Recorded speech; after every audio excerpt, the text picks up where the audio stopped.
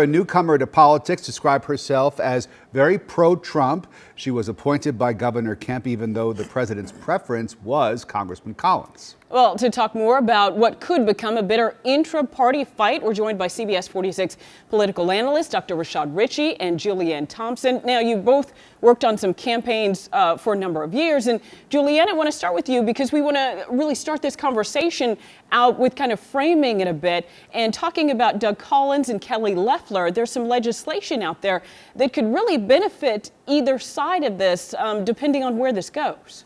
Well, right.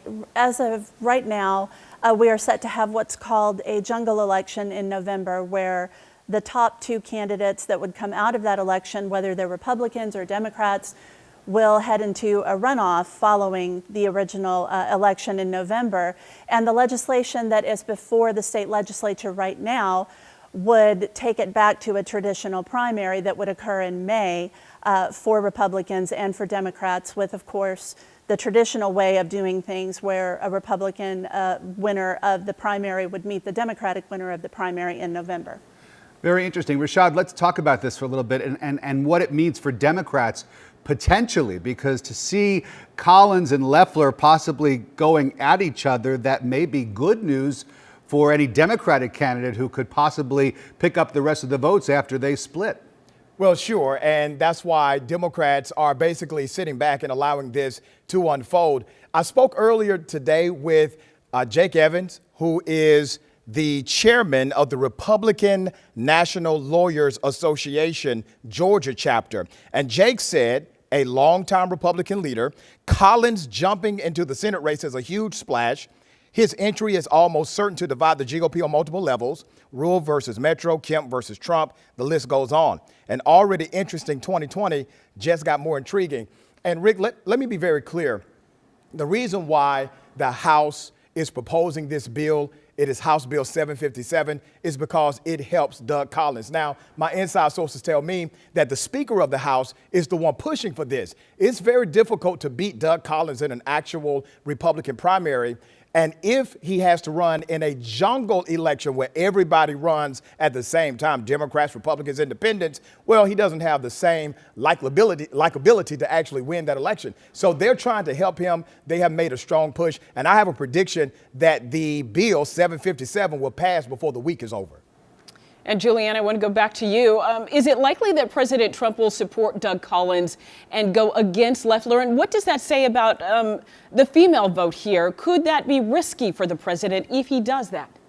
Well, first, there's no doubt about the fact that there is a strong relationship between the president and Doug Collins, who currently serves on his defense team. There's also no doubt about the fact that there is a strong relationship between Senator Loeffler and the governor of Georgia, who appointed her to fill this seat. And so I think that what this all boils down to is who are Republicans going to support in the long run.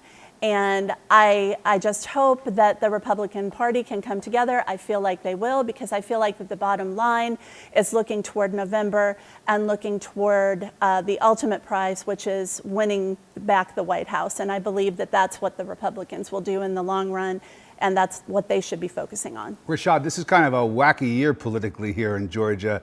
It's unusual to have both U.S. Senate seats up for grabs. That's because of the retirement of Johnny Isakson. And there's a real opportunity here for Democrats this election cycle, isn't there?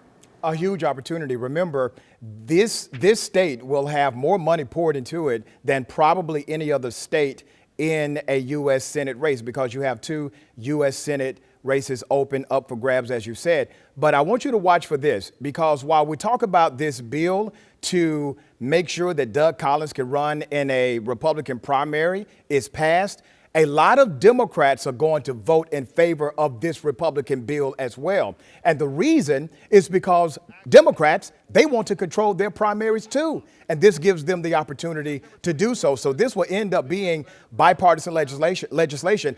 And as far as Loeffler is concerned, the senator, She has a strategy change here that's needed. She's going to have to lobby to make sure that the bill does not pass with 2/3 of the vote from the House and the Senate in Georgia, because the governor has already said he would veto any bill to change the election process for the U.S. Senate race. The only way he can be overridden is by way of a 2/3 vote.